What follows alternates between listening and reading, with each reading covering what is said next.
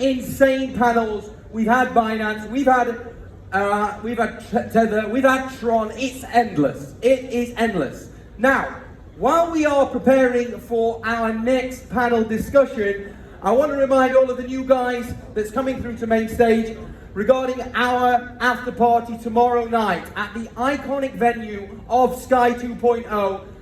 If your tickets do not get you eligible for the closing party, head over to our website or scan our QR codes here. Get your tickets. It is all inclusive. Alan Walker will be performing there. There is over 1,500 crypto leaders that you can network with. This is not just a party, it is a networking event which you will be able to meet some great, inspiring, influential people. Now, before we start, I would like to kick off the panel, but I would like to show our gratitude and a big thank you to our sponsor, bestchange.com. They established in 2007. They are a platform for cash exchanges globally. Check out their website, bestchange.com. They are a sponsor here at Blockchain Live 2024. Now, up next on our panel, we have the Chief Innovation Officer of OKX, Jason Liu, the Head of VP Client Services at HTX, Charmaine Lim, CPO at BingX, Vivian Lin, COO at Bitget, Vadar Ujit Zain, and the moderator, Margarita Duratsenska, Vice President of Listings.Help. Let's make them welcome, guys.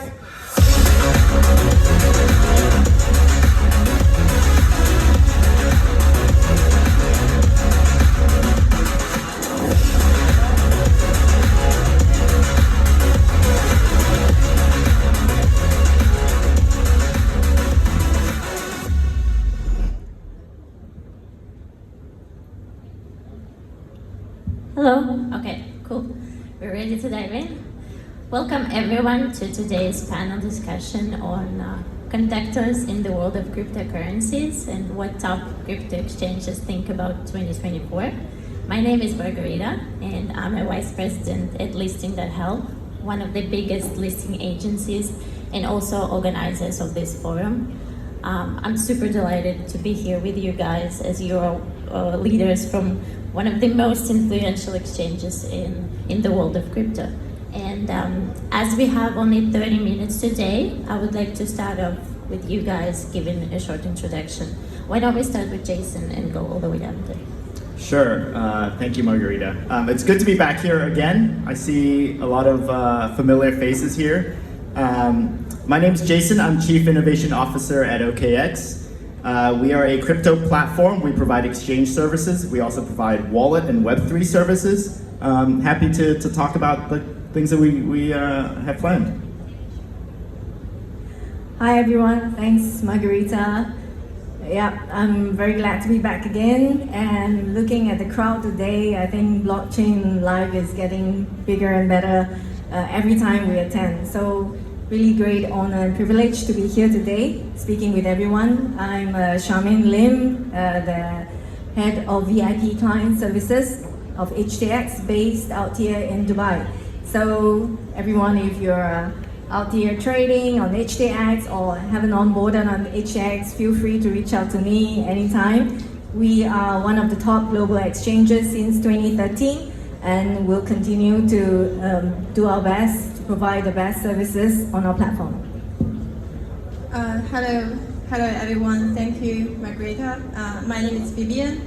I'm now the CPO at BingX. We're an exchange and we provide trading service and token listing service and other, we were probably one of the first company that introduced social trading concept to the crypto industry.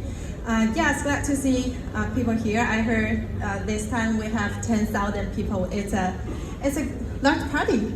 Okay, thank you. And if you have any question or want to have a chat, feel free. I will be around the venue and around our booths. Thank you. Hi everyone, it's Rukar here. I'm the Chief Operating Officer of Bitget, world's largest copy trading crypto platform with 20 million users and 1,500 employees. And also we are expanding quickly. No matter if you want to trade or start a business or just join our team, please hit me up after the talk. I'll be happy to connect with everyone. All right, thanks guys. And to kick things off, I'd like to address the regulation landscape. So as governments around the world are trying to create a clear regulation framework for cryptocurrencies, and major crypto players like centralized exchanges, they have no other choice but to adapt. So my question is, how are you planning to do it? How are you planning to adapt to evolving regulation landscape in 2024? You can also speak about global adoption or adoption in major markets like UAE, Asia, Europe, etc. I can jump in. I believe, especially when we look at UAE or Hong Kong or some Asian countries, there's like a huge advancement in terms of legislation. In my opinion, legislation should always think about the actual end user, who are the users who will be trading or using different platforms. Because when we look back what happened with Facebook and Cambridge Analytica and all the GDPR saga that in Europe, we all end up in this mobile website that has half of the screen blocked, that we press consent on something we usually don't read about, or these terms and conditions. And I don't believe that whatever happened with GDPR legislation ever helped any user data or privacy. And recently we saw that Facebook again sold all our messages to Netflix. Therefore, I believe we have to learn from that standpoint and make sure that as a key players, the centralized exchanges or large developers, layer ones, we should work with the legislators and educate them on how that technology works and how introducing legislation should help the end user, whether they're developing something or whether they're trading. Because if legislation kills the innovation, I believe it will not let the industry to develop, especially young industries like blockchain technologies, that we are still thinking and still innovating and still reinventing ourselves. If we introduce too harsh legislation, it will be very hard. Therefore, I believe as players, we need to work with the legislators to make sure that whatever legislation is introduced, we don't just follow, but we also help to shape the narrative. I agree with the focus on users. I think users are an important part of the ecosystem, right? But there are many other stakeholders involved. Regulators being one of them, policymakers being another. The public sector is extremely important, and I think our industry certainly has still room to grow. I think since the last time we've been here, 6 months ago at OKX, we've gotten our conditional license here in the UAE with VARA. We've also gotten the in-principle approval for our license in Singapore. So we're making tremendous progress around the world, actually, adding to some of our other licensed entities in jurisdictions like in Europe and others. And so I think working collaboratively, constructively with the rest of our global stakeholders is just super important for us, but also for our industry. Yeah, I have to agree. I think the entire ecosystem related to regulations is not just about us providing the services, it's also about us having great dialogue, working closely with industry leaders over here, as well as regulatory bodies around the globe, and also to listen to users, like what Volga had just mentioned. And likewise, HTX is also highly compliant across the globe. We currently are shooting for the FMP license here in Dubai with VARA.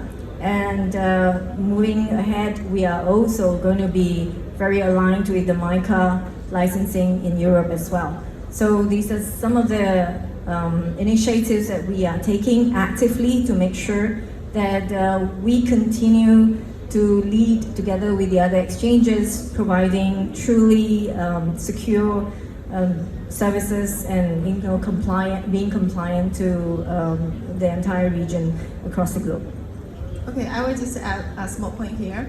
Like, I agree with the previous panelists, what their opinion towards how we implement the compliance to our service, how we view the role of regulation in our daily operation. I will also want to add on that is, like BingX, we are quite active in the discussion of the potential regulatory implementation of our business in the region that we operate. One thing we really like, since we're in Dubai, one thing I really like Dubai regulation, the way Dubai regulates the industry is that Vera actually set very detailed, very specific requirement for various business subsector.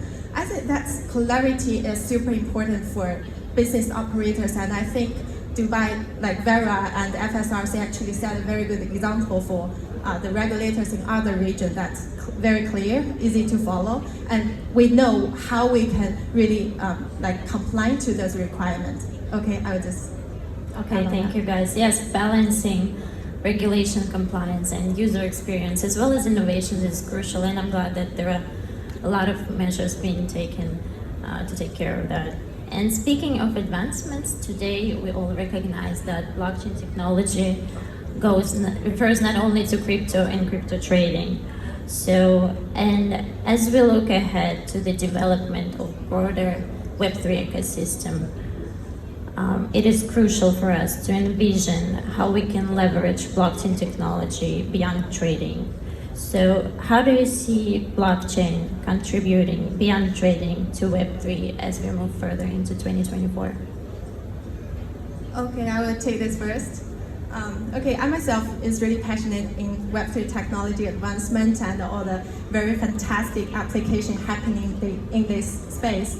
For example, BingX, we notice there is a lot of artificial AI technology advanced in technology sector. But how can we implement those things in crypto or use crypto technology to have more meaningful and real life implementation here is always something that we're tracking, and I myself personally very interested in. I will just mention a few projects I'm looking at, but that's not an investment advisor. So for example, IO.net, this is a project that I really like, because for those big language model, it's really resource consuming. So it's not, maybe by far, it's not compatible to what blockchain technology was built. However, the implementation or application on top of that trained big language model is something we can work on. So that's where those IO.net bring the distributed computing service to facilitate the AI inference in the technology sector. And another sectors I really looking into is GameFi sector, because GameFi is not only the entertainment tool, right? Entertainment product. It's also give a live use case for NFT. So it's both gaming and NFT. And very different from Last Bull Run. Last Bull Run, actually, I participated in quite a few Web3 game projects, but to be honest, the experience is not so good. But this time, I'm very glad to see a lot of very experienced Web2 game builders joining Web3 space, and they also partner. They have money, they have resource. They partner with also very experienced and matured ops team in crypto industry, and to improve the tokenomics mechanism, and all what they do collectively can provide our very good user experience, and they are quite playable nowadays. Even you can download from the App Store, Android Store. I myself played a few. They're really, really good. So this is something that I'm really excited to see in this space. Yes. As someone that also plays video games, I think 2024 is going to be a really fascinating year for Web3 gaming. I don't like the term GameFi because as a gamer, gaming and finance doesn't sound like fun, right? Like that sounds horrible actually. But there will be really engaging games coming online this year. And for us at OKX, we've actually done a few things to make it more accessible for the rest of the ecosystem. So we've actually announced two partnerships recently. One with Mochaverse, that's the Animoca's sort of ID that sort of stretches around their gaming universe. We're supporting that in our OKX wallet. We also announced a partnership with Immutable, again, a gaming-focused blockchain ecosystem. their goal is to bring more games into Web3. And our goal is to make sure that our users, all of our users here can easily access that gaming ecosystem. And so stay tuned, I'm very excited about that. Thanks for sharing those insights. And as we were discussing the evolution of technology and impact, that some of you guys already mentioned some of the sectors, booming sectors like GameFi, but there's also NFTs, metaverse, and AI. And so, speaking of which, I'm curious to learn how exactly are you going to implement that to support those sectors like GameFi? Like, what are measures, for example, being taken at OKX? Okay, I already highlighted some of the things we're doing in the gaming space, but on the NFT side, I'm bummed I can't announce it right now, but we're working very closely with some of our brand partners, McLaren, Manchester City, to really see how we can bring and elevate the NFT experience to their fan base, right? Obviously, we're familiar with crypto, but there's still a lot of the global audience that have heard of it, are unfamiliar, and want to learn a little bit more. So stay tuned, please. I think in May, we're doing some announcements around what we're working with them. I think what you'll see is that by bringing NFTs, Web3, and also this ability to interact with these digital assets to a wider audience, we will be able to create and sort of expand the users we have. What about Bitget? Oh, there were beautiful also like advancement from our end, especially when it comes to NFTs and the ability of NFTs to help us to tokenize stuff. And I'm very keen when it comes to decentralized, like a real world assets, and also tapping and making available different infrastructure, gig economy, or if you want to sell back the energy you produce, or you have an electric car charger and you want to lend it to your neighbors.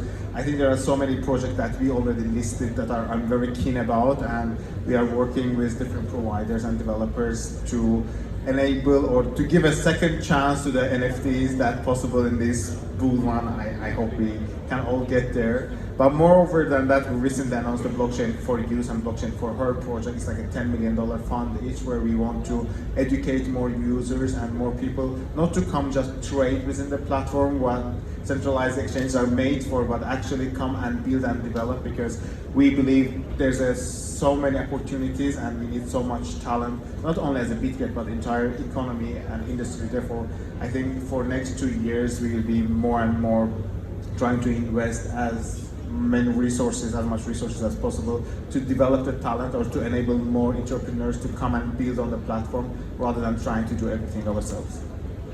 Yeah, I think very similarly, over here we have an arm, HTX Ventures, that are also actively looking at supporting a lot of projects in the area of AI and also NFTs. But I think we are actually heavily focusing on DePIN technology this time, because I think it brings a lot of value to real applications.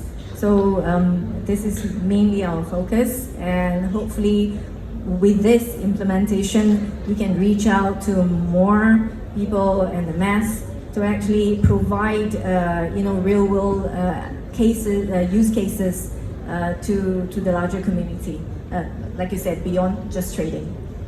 Fascinating. Okay, let me add one more last point on that. Yeah, I just wonder whether we just mentioned our listing service, right? Token listing, I think, is a very powerful tool to have those very good projects, no matter it's GameFi, Web3, or whatsoever, to be seen by the user and by the community. And for BingX, we were very proactive since last year, because we revamped our focus on providing good quality assets, etc. And we really we send the research team out there. When they find good opportunity, good projects, we will just go directly to the project to negotiate the deal, to negotiate token listing on our website.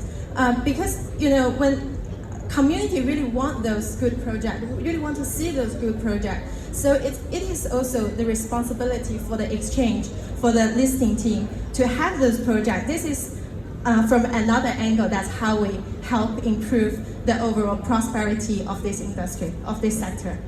Okay, thank you, Vivian. And as for my next question, I'd like to delve into one of the crucial aspects of your operation, which is security. given the rise of and sophistication of cyber threats, it is important for crypto platforms like yours to stay ahead on the curve. So, without disclosing any sensitive information, just in general, could you please tell us what measures are being taken to safeguard users against cyber threats? Go ahead. Sure. We're talking about security, right? Correct. And obviously, as platforms that have user assets in our custody, your asset security is, I can probably say for all of us, #1 concern, right? And you know, I've been with OKX for 8 years. We've been in business for 11 years. I mean, I think you can just look at our track record of how seriously we take that. Right? We have had no incidents of that sort. And some of the reasons why is because, you know, obviously as our industry has evolved, best practices have also improved. We're doing things like getting SOC 1 and SOC 2 compliant. These are sort of larger than crypto, global technology standards that ensure that our security practices internally actually do what they're supposed to do. We also have things like proof of reserves, right? Where, especially after 2022, where you know, it became evident that some people did not actually, you know, believe in keeping users' assets where they should be.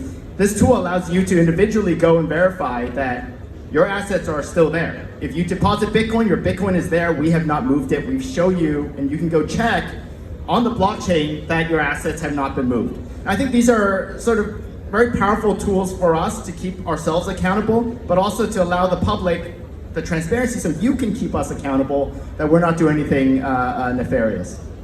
I think similarly to OKX at Bitget, we do employ all the industry standard security measures. Again, we are much younger than OKX and all the other players. We've been around only like 5-6 years and we never had any incident. Definitely proof of reserve is very important, and as a Bitget we try to have around 200% of proof of reserves. It means if all the users decide to pull all your assets, we will still have more money left in a pool. It means assets are not moved anywhere. I know that more of our also competitors similarly to us deploy the same technology where you can go and check where exactly your assets are sitting within the custody and ecosystem. But also we were one of the first to introduce in an industry something called the protection fund.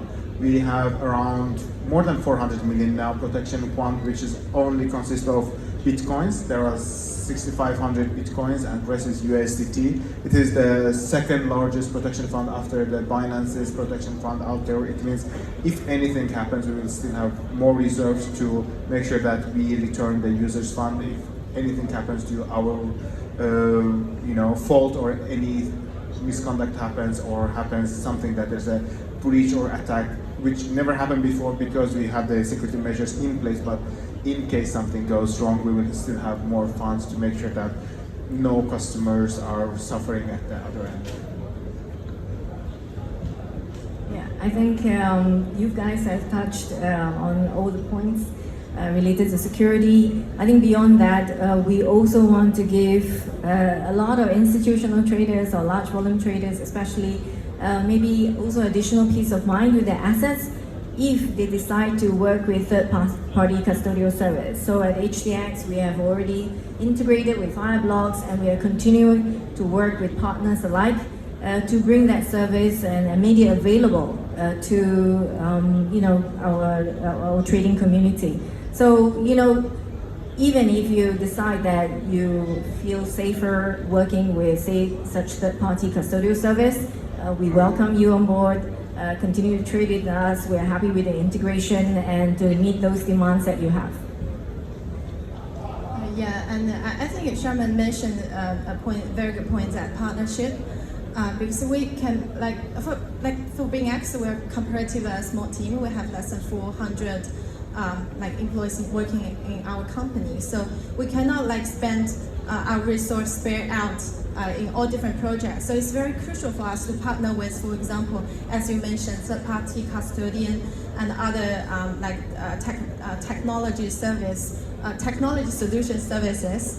And also, one thing I want to mention is BingX is really a company that trying to adopt those AI technologies. So now we're working on a project to use AI analysis tool to detect and investigate the suspicious activities on our platform. We want to make sure that nothing bad would happen to our user to make material loss or those bad results. This is something that BingX really now we're quite active in doing.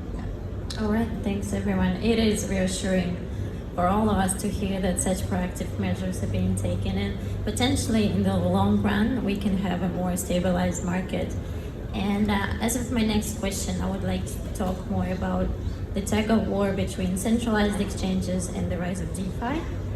How do you see this playing out in the coming years? I mean, we're not picking sides here, we're embracing both good and everything that is best in the both worlds, but how do you see the role of centralized exchanges evolving with the rise of DeFi and peer-to-peer trading? I think it's about bringing the right offering to the users, especially depending on a need. Because I always say, like, for example, we talk about your keys, your wallets, especially the cold wallets, but if you want to trade, or the market is really, really fast, and you can't just always have a cold wallet or even decentralized wallet. Also depends what you want to do. And I believe the greatest service of the centralized exchanges was to onboard more people from the traditional background with a simple social logins and simple processes to come on board and actually make the best use of the industry. But for example, at Bitget, we tried to cater to all the needs of the users. Therefore, last year we invested a huge investment to Bitget, which is a decentralized Web3 wallet, and we rebranded it to Bitget Wallet.